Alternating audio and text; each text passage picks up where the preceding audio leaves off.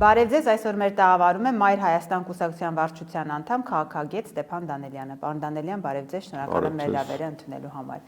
Պարոն Դանելյան, Իրանի իրավիճակին բնականաբար պետք է անդրադառնանք եւ Իրանի դեմ պատերազմը մասշտաբները մեծանում են, Իրան-Ադրբեջան հարաբերություններն են խիստ լարվել այն բանից հետո, երբ Նախիջևանում աթասիններ ուղարկվեցին եւ Իրանը չնայած հայտարարում է, որ կապ չունի դրանց հետ, բայց Ադրբեջանում թիվ 1 պատրաստվածության է բերվել բանակը եւ Ադրբեջանը բավական կոշտ է արձագանքում այս ամենին։ Ինչ սպասել, արդյոք այս փուլում հնարավոր է Ադրբեջանը մտնի պատերազմի մեջ եւ թիրախը հենց ուղիղ Իրանին ուղղվի եւ ակտիվ պատերազմի փուլ սկսի Իրանի դեմ։ Շատ կարևոր է ձևակերպումը, որտեղ ձևակերպումից շատ բան է կախված։ Արդյոք այդ պատերազմը Իրանի դեմ է։ Միանշանակը, որ սա Իրանի դեմ պատերազմ է, ես կարծում եմ միանշանակ չի, որովհետև Իրանի հետ որևէ խնդիր գոյություն չուներ։ Եվ Օմանում էր չէ տեղի ունենում բանակցությունները, Օմանի արտգործնախարարը ասել էր ամեն ինչ շատ լավ էր գնում, բոլոր հարցերի շուրջ արդեն մենք համաձայնության էին գալիս եւ գուցե հենց պատճառը այն էր, որ համաձայնության էին գալի, պատերազմը սկսեցին ռմբակոծել Իրանը։ Եվ նաև պատերազմը սկսելուց հետո Իսրայելի վարչապետը Նաթանյահուն հայտարարեց, որ ինքը 40 տարի սպասել է այսօրվան։ Այսինքն պարզ է, չէ, որ խնդիրը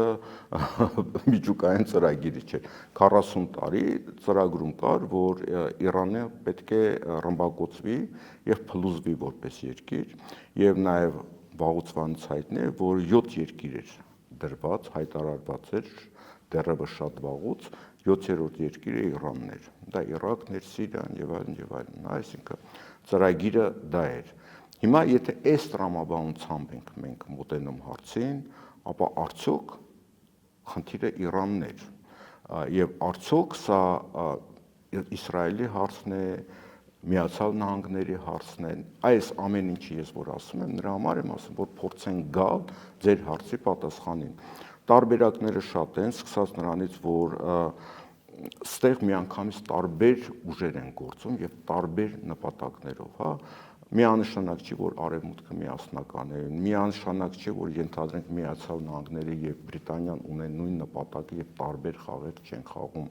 Միանշանակ չի, որ Միացյալ Նահանգներն ու Իսրայելը ունեն նույն նպատակը, որտեղ Միացյալ Նահանգները Իդեպ Իսրայելը մեղադրել էր նաեւ Միացյալ Նահանգներին իրենից թաքուն, այսպես ասած, բանակցությունների մեջ լինել Իրանի հետ։ Այդ հանգամանքը ընդգծված էր մամուլում կար դա։ Եվ նաեւ Թրամփը հայտարարել էր, որ իրենք չեն հարվածել աղջիկների դպրոցին, հա, Իսրայելն, այսինքն իրար վրա են գցում։ Եվ նաեւ շատ հետաքրքիր նյուանսներ կան, որ Սաուդյան Արաբիայում եւ Էմիրատներում իրենց հատուկ ծառայությունները ձերբակալել են Մոսադի լրտեսներ։ Սա պաշտոնական հայտարարությունն եմ ասում, որոնք պատրաստվում են այնտեղ տերորիստական ակտեր իրականացնել։ Եվ նաև շատ հետաքրքիր կադրեր կան, երբ որ հրթիռը գալիս է, ATS-ը գալիս է, որ հարվածի, ասենք Դուբային, տեղացի արաբը, երբ որ հարցում են, ասում են, ահա տեսեք, Իրանը դրոն է ուղարկել, որ ռմբակոծ, ասում է, չէ, Իրան այնտեղ է, սա Իսրայելից է գալի։ Այսինքն խնդիրը բավականին լայն է եւ խաղացողները տարբեր են, մեկը իր խնդիրն է լուծում։ Հիմա ըստ մի տարբերակի Իսրայելին պետք է, որ ընդհանրապես որևէ մեծ երկիր չլինի մերձավոր արևելքում եւ ինքը լինի միակ գեգեմոնը, հա։ Մոտավորապես նույն քաղաքականությունը ինչ որ ժամանակին Բրիտանիան էր վարում Եվրոպայում, այսինքն Եվրոպայում պատերազմներ էր հրահրում, կայսրություններ էր փլուզում, նպատակը այն էր, որ ինքը գերիշխի, բաժանիր, որ տիրիր, որևէ երկիր, որը կարող է իր հետ համարժեք ուժ եւ հզորություն ունենալ, պետք է գոյություն չունենա։ Հիմա ըստ մի տարբերակի այս ծրագիրը Իսրայելն է անում, կա մի տարբերակ, որ նույնիսկ Իսրայելին պետք է որ Միացյալ Նահանգները մերձավոր արևելքից հեռանան, կա տարբերակ, որ Բրիտանիային է պետք, որ ինքը փոխարինի Միացյալ Նահանգներին, այսինքն շահերը շատ տարբեր են եւ նաեւ գոյություն ունի կրոնական տարբերակը, սա կրոնական պատերազմ է եւ նպատակը այդ տաճարի վերականգնում է եւ Ալ-Աղսա մզկիթի քանդելը, որ երրորդ որ Մոշիախը գա, հա, Մեսիան գա եւ նույն Պաշտպանության նախարարը այսօրվա Միացյալ Նահանգների ժամանակին հայտարարում էր, որ իր նպատակն է, որ երրորդ տաճարը կառուցվի, Թրամփը չէ, երբ որ այն բողոքական սիոնիստ ավետարանականների հետ աղոթք է անում, հա, այսինքն կրոնական ակտ է արվում, չէ, պատերազմին։ Ինչի համար եմ ես սա ասում, այսինքն պատճառները եւ խաղացողները շատ տարբեր են։ Էլ ես չեմ խոսում Չինաստան, Ռուսաստան, տնտեսական գործն, այո, դա տնտեսական շահերը բավականին զուգահեռ է գնում քաղաքականի։ Հիմա տեսեք, ես բերեցի ձեզ Սաուդյան Արաբիայի եւ Էմիրատների օրինակը, որ Մոսադի լրտեսներ են ձերբակալում եւ տեղի արաբները համոզված են, որ սա իսրայելական հրթիռներ են։ Հիմա նույն բանը մենք կարող ենք խոսել այս Նախիջևանի վրա հարձակման մասին, հա, վարկածները տարբեր են։ Ըստ մի վարկած դա կարող է Թուրքիան եւ Ադրբեջանն են արել, որպեսզի մտնեն պատերազմի մեջ։ Կա վարկած, որ սա քրդերի միջոցով են արել, որտեղ քրդերը Իրանում ինչ-որ տարածքներ են փոքր վերցրել, որտեղ նաեւ զինվորական պահեստներ կան, դրա մասին լուրերում շատ չեն տարածում, եւ հնարավոր է իրենք կարողացել են այդ թռչող սարքեր մի քանի հատ արգրավել իրանցիներից եւ ուղղել դեպի Նախիջևան։ Նպատակը որն է։ Սա Իսրայելի վերահսկողության տակ գտնվող զորամիավորումներ են, այդ խմբեր են ավելի շուտ քրդերի, նպատակը այն էլ խփում են Նախիջևանին, Նախիջևանը կամ Ադրբեջանը պատասխանում է Իրանին։ Ներքաշել է պատերազմի մեջ Ադրբեջանին։ Թուրքիան ստիպված մտնում է պատերազմի մեջ, որովհետև ունի պարտավորություններ, Շուշիի հռչակագիր եւ այլն եւ այլն։ Բայց այստեղ այլ հարց կա։ Արդյոք Թուրքիային պետք է որ քրդերը ինքնավարություն լինի Իրանում 7-8 Այսինքն ակտիվանան քրդերը։ Հա, այնտեղ որոնք սահման ունեն Իրաքի քրդերի հետ, Թուրքիայի քրդերի հետ, այսինքն Իրանի փլուզումը բերում է նաև Թուրքիայի փլուզմանը եւ նաև պատահական չէր, որ Իսրայելի ամենաբարձրագույն պաշտոնյաները վերջերս հայտարարել են, որ իրենց հաջորդ խնդիրը Թուրքիան է եւ Թուրքիան ավելի լուրջ խնդիր է, քան Իրանը։ Ինչի համար եմ ես ասում։ Ես ուզում եմ ասել, որ մենք հասկանանք, որ այս մեծ խաղ է գնում եւ մոտակա տարիներում արյուններ են հոսելու, պատերազմներ են լինելու։ Այսինքն կարծում եք այս պատերազմը երկարատև է ընթանալու։ Այս պատերազմը խնդիրը միայն Իրանի մասին չի, սա իսլամական աշխարհի դեմ պատերազմ է, սա կրոնական բնույթ ունի, սա աշխարհաքաղաքական պատերազմ է մեծ տարածքները վերահսկելու համար, սա նավթի եւ գազի գործոնը գոյություն ունի, այստեղ Չինաստանի շահերը կա, Միացյալ Նահանգների խնդիրները կա վերահսկելու էներգակիրները, Բրիտանիայի խնդիրը կա, որը մրցակցում է եւ ուզում է նույնպես այս տարածաշրջանում ինչ որ դեր ունենալ, վերականգնել իր կայսրությունը, որտեղ ինքը թուլացել է, բայց ունի ռեսուրսներ, ունի փորձ, ունի գիտելիքներ, ունի հատուկ ծառայություններ, որոնք պատրաստ են նման մեծ խնդիր դնելու համար։ Այս առումով սա երկարատև պատերազմ է լինելու եւ բոլորը բոլորի դեմ։ Եվ պլյուս կրոնական ֆակտորը ինչի համար է կարևոր, որովհետեւ երբ որ դրվում է նման խնդիր, ապա առաջանում է կրոնական ֆանատիզմը բոլոր կողմերից, հա, եւ սա ավելի է թեժացնելու, ավելի վտանգավոր է դարձնելու ոչ միայն տարածաշրջանը, արդեն ամբողջ աշխարհը։ Մենք պետք է հասկանանք, որ նման աշխարհում ենք ապրում եւ պարզ եւ հասկանալի բացատրություն այս պատերազմի ոչ ոք չի կարող տալ։ Դե մենք հասկացել ենք, ասում ենք բոլոր տեղը կրակ է, բայց մենք խաղաղության օազիսում ենք, իշխանություններն ասում են մենք կատարյալ խաղավիճակում ենք, անհանգստանալու կարիք չկա, ռիսկերը հաշվարկված է, տնտեսական, քաղաքական, ամեն ինչ լավ է մեզ։ Զելենսկին էլ էր այդ ասում, միջև Ռուսաստանի ներխուժումը Ուկրաինա, հատուկ ռազմական գործողության իրականացնելը։ Իրեն ասում են, որ պատերազմ է լինելու, հարձակում է լինելու, հատուկ ծառայությունները եւ ամերիկյան եւ բրիտանական զգուշացնում էին, ինքը ասում էր դա հնարավոր չի լինելու, հետո արդարանում էր, ասում էր ես չի ուզում, որ պանիկա լինի, որ օլիգարխները իրենց գումարները հանեն, Ուկրաինայից տնտեսությունը վատ վիճակում լինի, ես դա հատուկ էի ասում, որ ժողովրդին հանգստացնեն։ Չնայած նաև այլ տվյալներ կան, որ ինքը իրոք չէր հավատում։ Հիմա, եթե դուք բերում եք ավելի ոչ ադեկվատ իշխանության կամ վարչապետի տեսակետներ, որի ադեկվատությունը մենք ամեն օր տեսնում ենք եթերում ապուշ գլխարկով, ապուշ երաժշտությունով ինչ-որ ծամածրություններ անում, եւ որին տեսել ենք, թե ինչպես է պատերազմը վարել 20 թվականին, 19 թվականին, երբ որ իրենց առաջարկներ են անում, որ կարելի էր խուսափել պատերազմից եւ Արցախը պահել, պատերազմի ժամանակ, երբ որ առաջարկություններ են անում պատերազմը հոկտեմբերին կանգնեցնել, դրանից հետո իր այդ բոլոր գործողություններից հետո դուք, ես ձեզ մեղադրում եմ դրանով, մեջ եք բերում իր տեսակետները եւ պատասխան եք սպասում, որ կարելի է նրա կարծիքին լուրջ վերաբերվել եւ ինչ որ ձևի տեսակետ հայտնել։ Լավ, վերադառնանք ավելի լուրջ իրավիճակին, տեսեք, եւ ավելի լուրջ մարդկանց հայտարարություններին։ Այդ դուք եք ասում։ Ես գնահատականներ չեմ տալիս։ Պարոն Դանելյան, տպավորություն է, որ մեր տարածաշրջանում իրավիճակը սկսել է զարգանալ ավելի շուտ։ Արդյոք այս քաղաքական զարգացումները, մեծ տերությունները նաև նախագծել է, սցենարների մեջ էր դա Արցախի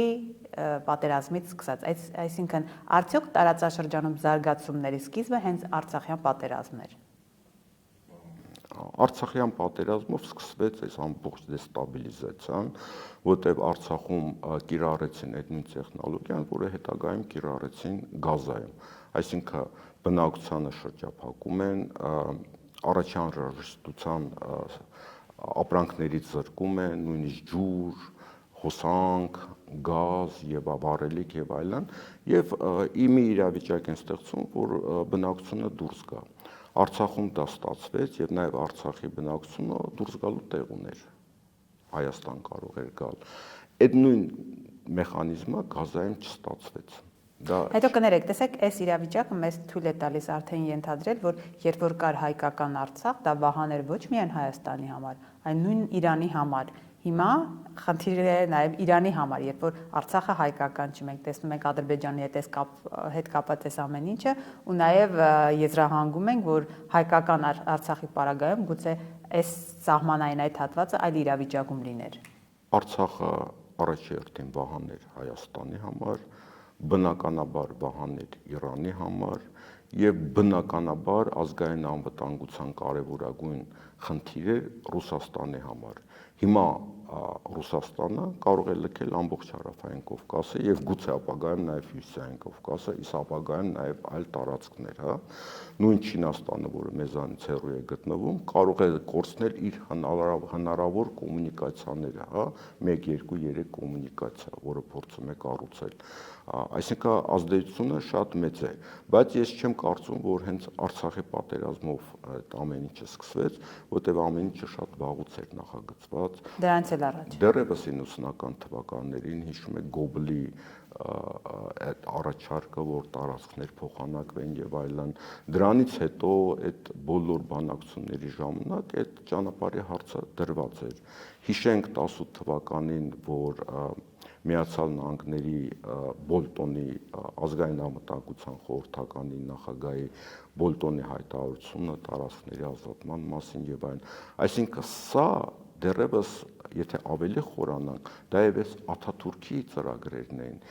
Հիշում եք, որ այս պահանջում էր Նախիջևանը եւ Արցախը լինի Ադրբեջանի տարածքում, հետո 30-ական թվականներին տարածք փոխանակեցին եւ Թուրքիան սահման ունեցավ Նախիջևանի հետ, որը ճակատագրական սխալ էր Իրանի համար եւ հիմա ինքը այս վիճակում է հայտնվել նաեւ այդ 10 քանի կիլոմետրի պատճառով։ Այսինքն այդ ամեն ինչը վաղուց է նախագծված եղել, ուղղակի խորհրդային միության ժամանակ դա սառեցվել է, որտեղ մեծ կայսրություններ, սովետական միության փլուզումից հետո այս ծրագրերը նորից վերակենդանանում են։ Դուք նշեցիք, որ երկարատև է process-ը ընթանալու։ Արդյոք Իրանը ունի այնքան դիմադրողականություն, որ կկարողանա այդ տևական պայքարի մեջ մտնել եւ պահպանել իր դիրքերը կամ նվազագույն կորուստներով դուրս գալ։ Իրանը ունակ է կարողանա դիմադրել։ Խնդիրը Իրանը չի, խնդիրը ամբողջ տարածաշրջանը վերաձևելն է։ Եվ Թուրքիան պետք է վերաձևի, եւ Իրանը, եւ Աֆղանստանը, եւ Պակիստանը պետք է փլուզվել, պատահական չի, որ Պակիստան-Աֆղանստան պատերազմ է հիմա գնում, հիմա բոլորի ուշադրությունը դեպի Իրանն է, բայց այնտեղ ուշադրություն չեն դարձնում։ Ուրեմն Սաուդյան Արաբիայի մասնատման հարցն է դրված, դեռ շիաներ, սունիներ եւ շիաները հենց այս կողմում են գտնվում դեպի Պարսից ծոց, որտեղ հիմնական նավթային հանքերն է, Բահրեյնը, որի բնակչության 85%-ը շիաներ են եւ այլն, հա, այսինքն Լիբանան եւ այլն, այսինքն ողջ տարածաշրջանը պետք է այրվի եւ նպատակը դա է։ Հիմա Իրանը կդիմանա թե չի դիմանա, մենք չենք կարող ասել, բայց այս պատերազմը բոլորին է վերաբերվում ու դրված չի միայն Իրանի ամբողջականության հարցը, սա ամբողջ տարածաշրջանի այս վիճակում լինելու հարցն է դրված։ Ինչ սցենարներ կարող են լինել։ Ինչ վերաձևումներ, երբ որ ասում ենք վերաձևում, ինչ կարող է լինել, ինչ կարող ենք սպասել առաջիկայում, թե շատ անորոշ է եւ այս իրավիճակում դժվար է որոշակի կանխատեսումներ անել։ Եթե որևէ մեկը կանխատեսումներ անի, թե ենթադրենք 2-3 տարուց հետո ինչ իրավիճակ է լինելու մեր տարածաշրջանում կամ ամբողջ աշխարհում, բնականաբար այդ մարդուն լուրջ վերաբերվել հնարավոր չի,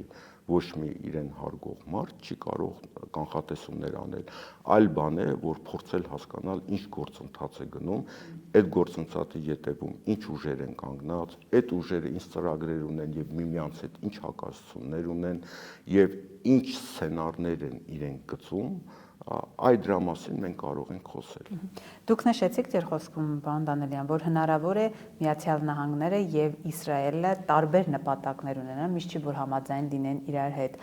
բայց մենք մշտապես լսում ենք այդ կարծիքը, որ նրանք տարբեր պետություններ են, բայց մեկ ղեկավարում ունեն կամ մեկ պետություն են ընդհանուր գաղափարական, տեսլականի առումով։ Ինչ տարբերության մասին կարող է լինել Իսրայելի եւ Միացյալ Նահանգների Իսկ Իրանի հարցում կամ տարածաշրջան այս իրավիճակի հետ կապված ինչ տարբերություն ունեն Իրան Միացյալ Նահանգներում այս վերջերս ավելի են ուշ գնացել հակաիսրայելական տրամադրությունները եւ այդ հարցը դրված է արդյոք Միացյալ Նահանգները իր շահերից է գործում թե Իսրայելի շահերն է սպասարկում եւ նաեւ ում շահերն է սպասարկում Թրամփը եւ Թրամփին ով է բերել իշխանության Այդ հարցը շատ լուրջ դրված է եւ նաեւ հիշում եք Օբամայի ժամանակ, երբ որ Օբամայի եւ Նաթանյահուի հարաբերությունները լարված էին եւ նույնիսկ Նաթանյահուն գալիս էր կոնգրես Միացյալ Նահանգների եւ Միացյալ Նահանգների նախագահի դեմ ելույթներ էր ունենում, հա դա չնախատես աներևակայելի դեպք էր եւ իսրայելական կողմից շատ բարձրաստիճան պաշտոնյաներ եւ ազդեցիկ մարդիկ ասում են մենք պետք է դիմանանք մինչեւ հանրապետականները գան եւ հանրապետականները իրենք նկատի ունեին առաջերտին Թրամփին, որին աճեցնում էին եւ նաեւ իրենք ասում են որ քանի Թրամփը դեռևս իշխանության է գտնվում Սա միակ պատուհանն է հնարավորությունների, որ Իրանի դեմ պատերազմը սկսվի։ Իրականում սա իսլամական աշխարհի դեմ պատերազմ է։ Թրամփն էլ իրեն համարում էր միակ ղեկավարը, որը խաղաղություն է բերում աշխարհում, բայց պարզվեց ամենամեծ պատերազմի հեղինակը դարձավ այս իրավիճակում։ Հիմա նաև հաշվի առնելով, որ նրանք առաջիկայում ընտրություններ ունեն, Միացյալ Նահանգ Թրամփը հնարավոր է, դուք ասում եք երկարատև կտևի, բայց հնարավոր է Ամերիկան ինչ որ պահի Միացյալ Նահանգները այս իրավիճակը դադարեցնի իր երկրում իր դիրքերը ամրապնդելու համար։ Բոլոր ուսումնասիրությունները եւ զարգացման տենդենսները ցույց են տալի, որ աշնանը հանրապետականները կկորցնեն վերահսկողությունը առաջերտին կոնգրեսում, հնարավոր է նաև սենատում։ Եթե Սենատում եւ Կոնգրեսում կորցնեն իրենց մեծամասնությունը, հանրապետականները, ապա բնականաբար Թրամփի ձեռքերը արդեն ոլորված կլինեն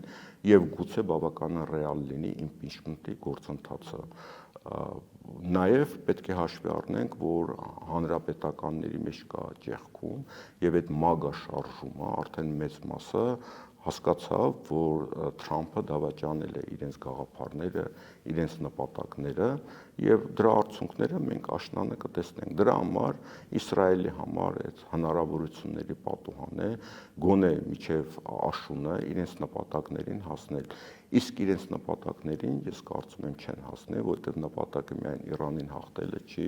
իշխանության փոխելը չի, մասնատելը չի նույնիսկ, հա, որովհետև այդ ամեն ինչը նոր, ավելի դաժան խնդիրներ է ստեղծելու,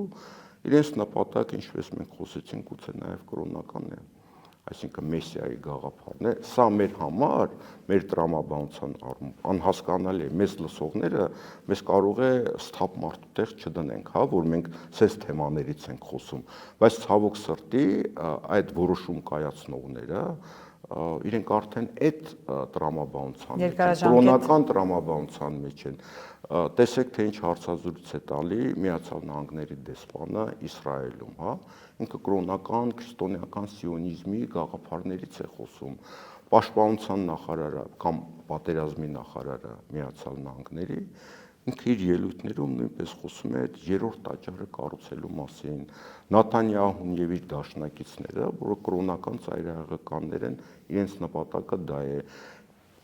Ավետարանական սիոնիստները Միացյալ Նահանգներում հենց իրենց շնորհիվ Թրամփը եկավ իշխանության, իրենք այդ գաղափարների կրողներ են։ Սա սթափ մտքի համար անհասկանալի է, բայց ցավոք սրտի մենք ապրում ենք նման մի աշխարհում, որտեղ արդեն կրոնական ֆանատիկներն են իշխանության եկել եւ որոշումներ կայացնում։ Եվ այս ֆոնին ուշագրավ է, որ շատ քննարկվում է, թե Իրանի հաջորդ առաջնորդը ով պետք է լինի եւ ինչ կառավարման ձև պիտի ունենա Իրանը։ Այս առումով ինչ կարող է լինել, որովհետեւ մենք տեսնում ենք նաեւ բոլոր նշանակումները, որը լինում է Իրանում, հաջորդ իսկ պահին թիրախավորվում է Միացյալ Նահանգներ Իսրայելի կողմից եւ այդ մարդիկ նույնիսկ մեկ օր պաշտպանության նախարարը իրենց չաշխատեց։ Այսինքն այս իրավիճակում մտահոգություն գուցե իրենք ունեն ընտրության հետ կապված առաջնորդի, բայց մեծ հաշվով ինչպիսի առաջնորդ է պետք Իրանին։ Իրանում կառավարման ռեֆորմների հարցը վաղուց էր դրված, սակայն իշխանությունը կամ նախկին իշխանությունը չէր կարողանում այդ քայլերը իրականացնել։ Եվ հիմա շատ ազդեցիկ նույնիսկ կրոնական առաջնորդներ, այաթոլլաներ, որից մեկը նաև նախագահական ընտրություններում տեխնատուներից մեկն էր եւ հեղինակավոր դեմք է, նույնպես խոսել է, որ Իրանում պետք է ռեֆորմներ իրականացնել, կառավարման ձևը փոխել, այդ խնդիրը շատ սուր դրված է Իրանում։ Հիմա ով կարող է անի, ով չի կարող անի, ես չեմ կարող ասել, որովհետև Իրանը այդ վիճակում չի, որ ռեֆորմներ անի։ Իսկ այն, որ ամեն մի նոր ղեկավարը, կարևոր չի հոգևոր ղեկավարը, նախագահ, պաշտպանության նախարար եւ այլն, բոլորը թիրախում են հայտնվում եւ հիմա փորձում են ըստ որոշ տվյալների ընտրելու են Խոմեյնի որդուն, որը կորցրել է իր կնոջը, իր հորը, իր երեխային եւ այլն, հա, եւ ինքը այն անձնավորությունը կլինի, որը կգնա միջև վերջ, չի գնա պայմանավորվածությունների եւ արդեն մի շարք կրոնական առաջնորդներ, հեղինակություններ, ոչ միայն շիաների, այլ նաեւ սուննիների, մոտ մի 8 հոգի, որքան գիտեմ այս պահին, արդեն ջիհադ են հայտարարում Իսրայելին եւ Վրեժի դրոշ են բարձրացրել։ Նույն Իրանում վրեժի դրոշ, բայց սա արդեն նաեւ սուննիական մի շարք հոգեվորականներ այդ ջիհադի կոչեր են անում եւ ջիհադ են հայտարարում։ Եթե այդ ջիհադը հայտարարվի, մյուս կողմից Իսրայելում նույնպես կրոնական մոլագարներ են, ապա կրոնական ֆանատիզմը դա կարող է կրոնական պատերազմները ամենադաժան եւ արյունահեղն են լինում։ գուցե նաև նպատակը դա էր որոշ մարդկանց այս ամեն ինչը անելով եւ գուցե հենց դրա համար իրենք սպանեցին ռահբարին Իրանի եւ նպատակային էր, որ սա ավելի սուր կրոնական բնույթ կրի։ Մենք խոսում ենք Իրանի հետ կապված եւ կրկին վերադառնալով մեր երկրին, արդյոք հայտնի թրիփը այս ամենից կտուժի կամ կանգ կառնի Միացյալ Նահանգների ծրագրերը թրիփի հետ կապված։ Թրիփը ճանապարհ է, որը վերահսկվելու է Միացյալ Նահանգների կողմից եւ անցնում է Իրանի սահմանով։ Մենք ունենք Միացյալ Նահանգների բազաներ արաբական երկրներում, Հորդանանում, Քաթարում, Էմիրատներում, Սաուդյան Արաբիայում, որոնք ռմբակոծվում են Իրանի կողմից։ Թրիփը ռմբակոծելու համար թռչող սարքեր պետք չեն լինեն, ամենը կարելի է ինքնաձիգներից կրակել, հա, հենց սահմանի վրա է գտնվում։ Բնականաբար, եթե այդ ռազմական բազաները Բայց իշխանությունը ասում է, դուք ինչ եք մտածում, կներեք, որ այնտեղ լինելու է ռազմական բազա, այնտեղ սահմանապահ ծառայություն է լինելու եւ ռազմականացված չի լինելու։ Դա սպասարկում է Միացյալ Նահանգների եւ Թուրքիայի շահերը, ճիշտ է։ Իրանը հայտարարում է դա իմ համար վտանգ է ազգային անվտանգության առումով։ Եվ եթե բազաներն է ռմբակոծում, ապա ինչ խնդիր կլինի ռմբակոծել գետի այն կողմը գտնվող ճանապարհը եւ նաեւ հայտարարություններ են հնչում բավականին կոշտ ռուսական կողմից, որ իրենք նույնպես ուզում են մասնակից լինել, որ իրենց եւ Միացյալ Նահանգների շահերը համընկնեն, իրար հետ կարեն ներդաշնակ լինեն, այդ դեպքում նաև իրենք կներգրավեն Իրանին, հաշվի կառնեն նաև Իրանի շահերը, սա տարբերակ է, բայց մենք ունենք այսօր գործող իշխանություն, որը ուզում է լինել մրցակցության կողմ կամ օգտագործվել մրցակից երկրների մի մասից մյուս մասի դեմ, բնականաբար սա պատերազմ է բերելու եւ այն կարգախոսը գործող իշխանության, որ ասում է Հայաստանը ընտրությունն է կատարելու հունիսին պատերազմի եւ խաղաղության միջև, իրենք ճիշտ են ասում, սակայն իրենք բերում են պատերազմ, իսկ ընդդիմությունը բերում է խաղաղություն, որովհետեւ ընդդիմության խնդիրը որն է, որ այդ երկրների հզոր երկրների շահերը լինեն ներդաշնակ, որը կլինի երաշխիք խաղաղության։ Իսկ եթե դու դառնում ես կողմ, ապա դու դառնում ես պատերազմի օջախ։ Դրա լավագույն օրինակը Էմիրատներն են, Հորդանանն է, չթվարկեմ այդ երկրները։ Պարոն Դանիելյան, մեծ հաշվով, եթե դիտարկենք այսպիսի մի սցենար, նույն այդ Սյունիքի ճանապարհի հետ կապված էլ, եթե այնպես ստացվի, որ Ադրբեջանը ներքաշվի այս պատերազմում եւ լարվածությունը մեծանա, ինչ է լինելու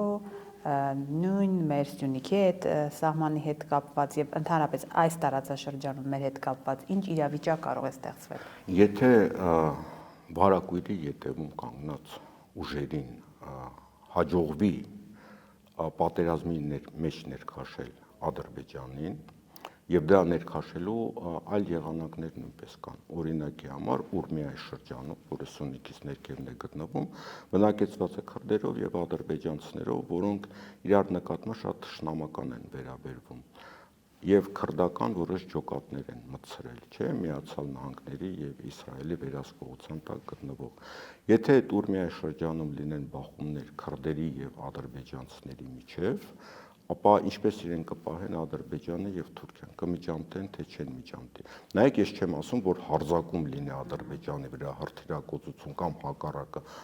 այլ կոնկրետ ինչ-որ միջէթնիկական բախումներ լինեն այդ տարածաշրջանում։ Ադրբեջանի ներսում նկատի։ Ադրբեջանի ներսում, հա, հենց Ուրմիայի շրջանում, որը հենց Սյունիքի ներքևում է։ Կներեք, իմիջիայլոց վտանգա, որ Իրանի ադրբեջանցիներն է եւս կարող են իրավիճակ ներսում ստեղծել։ Հիմա հարցը հետեւյալն է. եթե այնպիսի իրավիճակ ստեղծվի, որ Ադրբեջանը ներքաշվում է այդ ամենի մեջ, հա, այսինքն պատերազմական գործողությունները սկսվում Իրանի հետ։ Թուրքիան ունի պարտավորություն օգնության հասնել Ադրբեջանին։ Այդ օգնությունը ինչ տեսք է ունենալու, ռազմական չէ, այդ զորքերն ու տեխնիկան որտեղով են անցնելու։ Սյունիքի ճանապարհով։ Սյունիքի ճանապարհով։ Այլ տարբերակ դուք տեսնում եք։ կամ Սյունիքի ճամ տարբերակով կամ Նախիջևանով միանգամից ներքև։ Էլի Սյունիքը ներքաշվելու է այդ ամեն ինչի մեջ։ Բնականաբար, եթե լինի մեծ պատերազմ, ապա հարց է առաջանում, իսկ ով է երաշխավորելու մեր անվտանգությունը։ Այսինքն ճանապարհը թիրախի տակ է լինելու։ Ճանապարհը թիրախի տակ է լինելու եւ բնականաբար Հայաստանը չի կարողանալու դիմադրել եւ ունենք մի երկիր, որի հետ ունենք անվտանգային պայմանավորվածություններ եւ որը կարողանա թեկուզ այդ փոքր հատվածը եւ ռազմական առումով պահել եւ դիվանագիտական առումով պահել, այսինքն որը ունենա հարաբերություններ Թուրքիայի հետ, ունենա ազդեցություն Ադրբեջանի վրա, Միացյալ Նահանգները եւ մենք պայմանավորվածություններ ունենք։ Միացյալ Նահանգները նման պայմանավորվածություն չունի, որտեղ նույնիսկ այդ TRIP-ը, որը նկատունեմ օգոստոսի 8-ի պայմանավորվածությունների շրջանակում պայմանավորվածություններ գրված է, որ սա որևէ պարտավորություններ այս հռչակագրից կամ հայտարարությունից դուրս չի գալիս, գրված է, որևէ պարտավորություններ չունենք եւ Միացյալ Նահանգների պաշտոնյաները ազնվորեն հայտարարում են, որ իրենք չեն պատրաստվում Հայաստանը պաշտպանել, եթե լինեն ռազմական բախումներ։ Նախ չեն կարող, երկրորդը նման նպատակ չունենք։ Ես կարծում եմ միակ հնարավորությունը դա կարա լինի Ռուսաստանի ներկայությունը։ Դեռ հարց է Ռուսաստանը ցանկություն ունի, չունի, հնարավորություն ունի, թե չունի, բայց ես ասում եմ միակ հնարավոր տարբերակը դա է։ Ամփոփելով, պարոն Դանիելյան, այս իրավիճակում ինչ պետք է անի Հայաստանի ցանկացած իշխանություն, վերանանք թե ով է հիմա Հայաստանում իշխանություն, 3 քայլ կոնկրետ, ինչ պետք է այս իրավիճակում Հայաստանի իշխանությունը անի։ Մաքսիմալ պետք է չեզոք լինել, մաքսիմալ սադրիչ հայտարարություններ չանել, ոչ Միացյալ Նահանգների դեմ, ոչ Ռուսաստանի դեմ, ոչ Թուրքիայի եւ Իրանի դեմ, այսինքն աներ այն քայլերը, որը գործող իշխանությունը չի անում, որը իրեն միշտ փորձում է հանդես գալ որպես կողմ, ինչ որ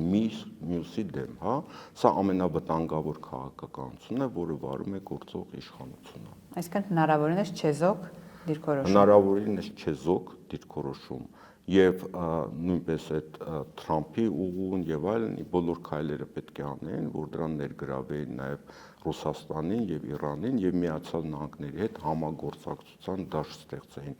Իրենք անում էին ճիշտ հակառակը։ Շնորհակալություն։